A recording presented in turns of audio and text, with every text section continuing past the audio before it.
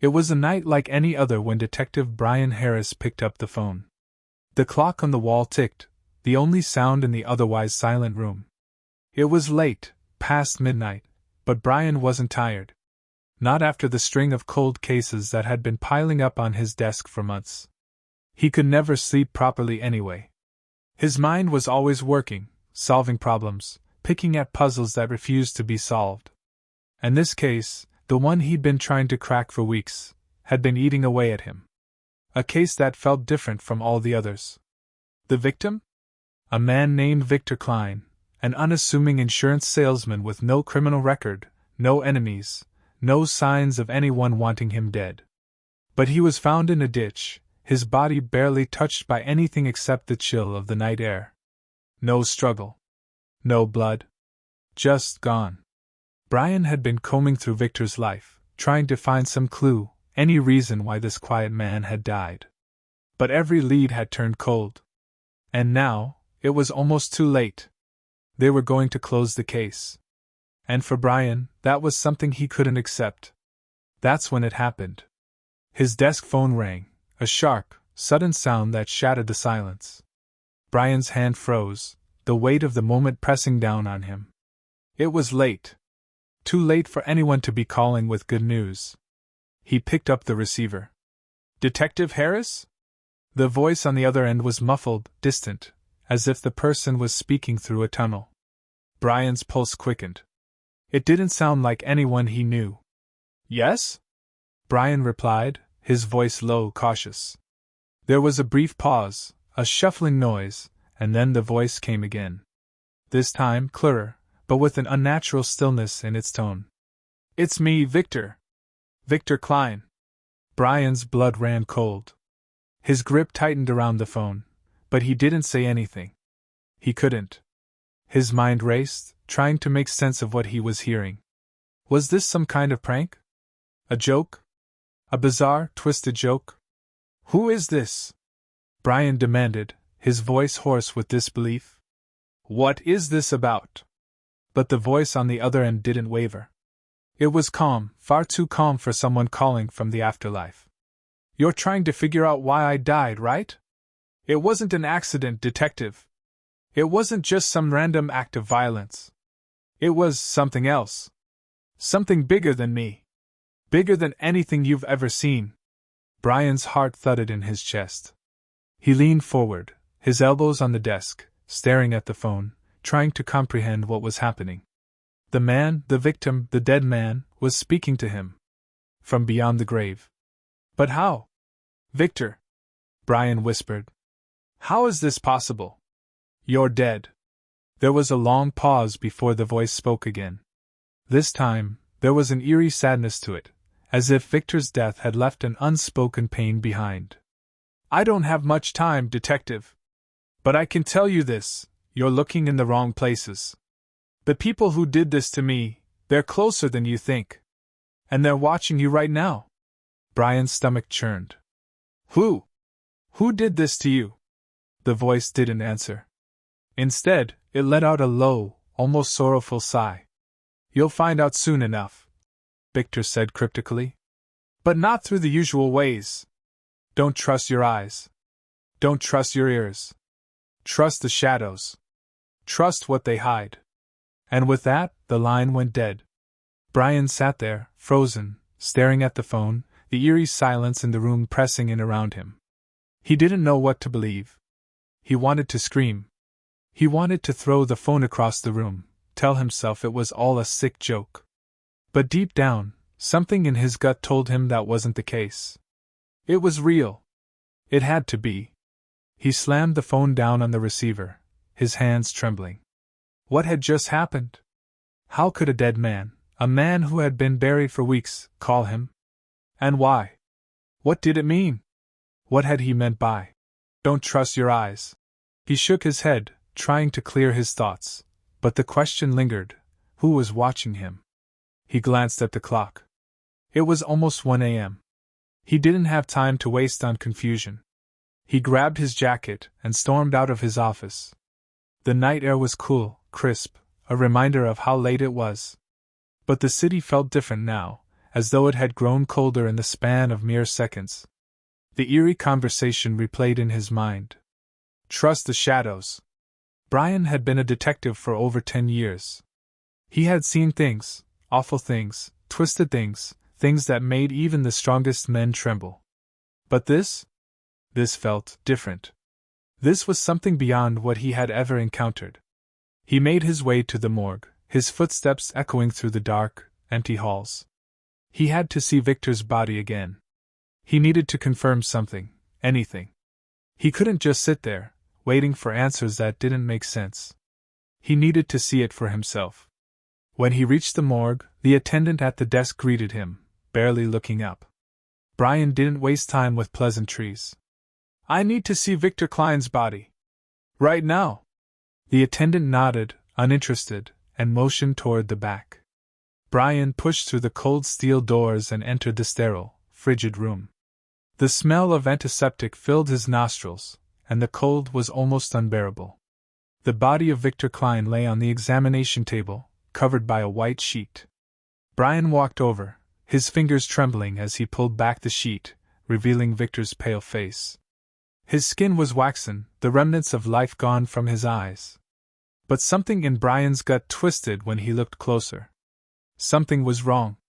The face, though lifeless, seemed familiar in a way that sent a shiver down his spine. His eyes. They were wide open. Not in the way that a corpse would be, but as if Victor had been staring at him the entire time. As if he had been watching him, even after death. Brian stepped back, a cold sweat breaking out on his forehead. He was being watched.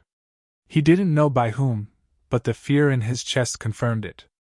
His mind raced, trying to make sense of what he was seeing. What did Victor mean by trust the shadows? Was someone hiding in plain sight? Was there a connection between the case and the strange phone call? But as the cold realization set in, Brian knew there was only one thing he could do. He had to find out.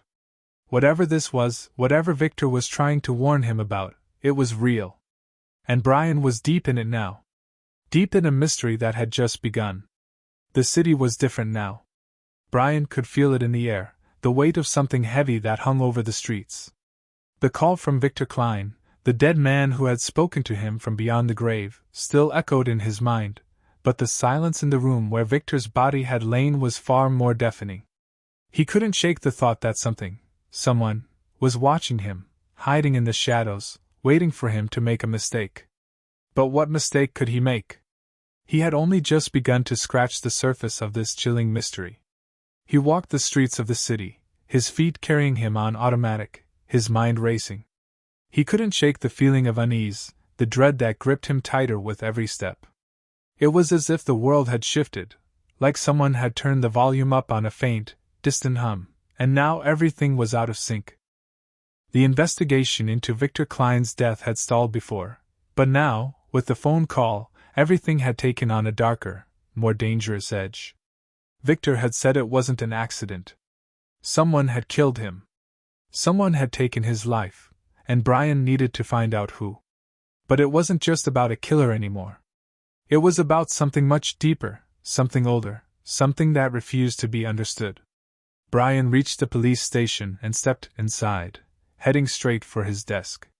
He sat down with a sigh, staring at the case files spread out in front of him. Victor Klein, a 32-year-old insurance salesman, had been found dead on the outskirts of the city in a shallow ditch, barely visible under the night's mist. There were no signs of a struggle, no witnesses, and no suspects. Just a dead man and a whole lot of nothing. But now, there was something more. There was the phone call. There was Victor's voice, clear as day, telling Brian that it wasn't an accident, that he had been murdered by someone who was still out there. As he flipped through the file again, something caught his eye, a photograph of Victor's wallet, found near the body. In the corner of the photo, barely visible under the clutter of crumpled receipts and business cards, there was a small, unusual symbol. Brian's eyes narrowed as he stared at it. It wasn't something he had noticed before. It was a simple design, like an intertwined knot, but it had a strange energy to it, something that pulled at the back of his mind. Before he could think further, his phone rang again, slicing through the quiet room. Brian jumped, his heart skipping a beat. He glanced at the caller ID, and his blood ran cold. It was the same number that had called him earlier. He hesitated for a moment before picking it up. "Detective Harris," he said, his voice steady but tense. There was a brief pause on the other end of the line before the voice came, just as clear as before. "Did you find it, Detective?" The voice was calm, almost playful, like someone speaking to an old friend. "Did you see the symbol?" Brian's blood ran cold again. It was Victor. He could feel it in his bones. Victor was still speaking to him, from the grave. I saw it," Brian stammered, his grip tightening around the phone. "What is it? What does it mean?" The voice on the other end laughed softly, but there was something dark in the sound, something that chilled Brian's very core. "You're getting closer," Victor's voice whispered. "But you're still not looking in the right places. You think this is just a murder investigation, don't you? But it's much bigger than that, Detective. Much bigger than you can imagine." Brian's pulse quickened as the words sank in. This wasn't just about a man's death anymore. It wasn't just a case.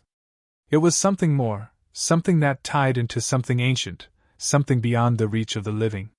"Where do I look?" Brian asked, his voice hoarse. "What do I need to do?" There was a long pause, a silence that stretched like the tension in the air before Victor finally spoke again. "The answer is in the shadows, Detective. It's always been in the shadows." And just like that, the line went dead. Brian sat frozen for a moment, the phone still pressed to his ear, but the line was completely silent. His mind raced, trying to process what had just happened. Shadows. The answer was in the shadows. But what did that mean? What was he supposed to do with that cryptic warning? His mind flashed back to the symbol, the one in the photograph. It was no coincidence. It couldn't be. Brian's instincts as a detective kicked in. He needed to investigate this symbol further. It had to be the key. He grabbed his jacket, his thoughts moving faster than his feet, and headed out of the station. The city streets seemed even darker now, and the fog from earlier had rolled in again, thick and suffocating. The sound of his footsteps echoed, unnaturally loud, as if the silence around him had become oppressive. He arrived at the local library, the only place that could possibly hold some answers. The building was old, its stone walls covered in ivy, its windows dark, save for the faint glow of lights inside. He pushed open the heavy wooden door, the old hinges creaking in protest as he stepped inside. The librarian, an elderly woman with glasses perched on the tip of her nose, looked up as Brian approached. "Can I help you, Detective?" she asked, her voice soft and quiet. "I need to research a symbol," Brian said, his voice low. "An ancient symbol. Something like a knot, intertwined." Her brow furrowed slightly, but she nodded. "There are a few places that might have information on ancient symbols," she said, leading him through the aisles. "We keep books on occult history, ancient rituals, all sorts of things. But you won't find anything unless you know what you're looking for." Brian didn't hesitate. "This one has to do with death. And I think it's tied to a murder." The librarian led him to a dusty shelf in the back corner of the library, where old leather-bound books were stacked high. She pulled one from the shelf and handed it to him. The title read "The Symbol of the Forgotten." The book looked ancient, the cover worn, the edges of the pages yellowed with age. Brian opened it carefully, flipping through the pages, his eyes scanning quickly. And then, as he read, the room seemed to grow darker, as if the shadows themselves were creeping closer. The symbol in the book was identical to the one from Victor's wallet. But this wasn't just a random design. It was part of a ritual. A ritual that involved communicating with the dead. As he continued to read, the words on the page began to make sense. They spoke of a curse, an ancient power that bound the living and the dead. A power that allowed the dead to speak to the living under certain conditions, conditions that were too gruesome to comprehend. Brian's hands shook as he turned the page. The more he read, the clearer it became. Victor had been involved in something much darker than anyone could have imagined. And now Brian was part of it, whether he liked it or not. Before he could read more, his phone buzzed again. The number was the same. His stomach dropped as he picked it up, his pulse quickening. "You're getting closer." Victor's voice came again, but this time it was softer, almost pleading. "Don't stop, detective. But remember, the shadows are never what they seem." Brian's head spun as the line went dead again. The answers were all around him, hidden in the shadows. And with each step he took, the mystery only grew darker. He could feel the walls closing in on him, the weight of the case bearing down on him as he realized the full extent of what he had gotten himself into. Victor had warned him. But now, there was no turning back. The city was suffocating under a blanket of fog, the kind that rolled in without warning, swallowing everything in its path. Detective Brian Harris stood at the window of his apartment, his fingers lightly brushing the glass. The pale street lights below barely pierced the mist, their light dimmed and warped by the heavy air. It was almost as if the city itself was holding its breath, waiting for something. He had been unable to sleep since the last phone call. The voice of Victor Klein still haunted him, its words echoing in his mind like a chant. The shadows were never what they seemed. And Brian now knew that he was trapped in a game far larger than any murder investigation he had ever encountered. The phone had rung again that evening, but this time, Brian didn't pick it up. He couldn't. Each call from Victor had twisted his world further into something unrecognizable. But he couldn't ignore it any longer. He had to confront whatever was haunting him, whatever dark force had pulled him into this nightmare. Victor's words repeated in his mind. "Trust the shadows. The answer is always hidden." Brian had been to the library, found the ancient book, and read the ominous history of the ritual tied to the symbol that had been found near Victor's body. The symbol, an interwoven knot, was not merely an occult marking, it was part of an ancient ritual meant to open a door between the living and the dead. And Victor had been its unwitting participant. Brian knew that the next step was not to follow the evidence, it was to follow the shadows. But how? What was this door? What was behind it? He stood up, determination settling over him like a cloak. There was no more time to waste. If there was a force at work here, he was going to see it for himself. He had to confront the source, to understand why this had happened, and if possible, stop it before it consumed him, too. The faint hum of the city seemed to intensify as he left his apartment, and made his way to the old cemetery at the edge of town. The one where Victor's body had been found. Something told him that whatever this was, it had its roots there. As Brian entered the cemetery, the air around him grew heavier, as if the very ground beneath him was holding on to something dark, something that had been buried for a reason. The fog here was thicker, clinging to the gravestones, curling around the broken statues that stood like silent sentinels. The moon was hidden behind clouds, leaving the cemetery in an unnatural darkness. Brian moved deeper into the cemetery, his footsteps muffled by the soft, wet ground. He felt a shiver crawl up his spine, the hairs on his neck standing on end. He had been here before, but tonight, it felt different. Tonight, it felt like he wasn't alone. The air was thick with the weight of something ancient and forgotten. He came to a stop in front of an old, weathered tombstone.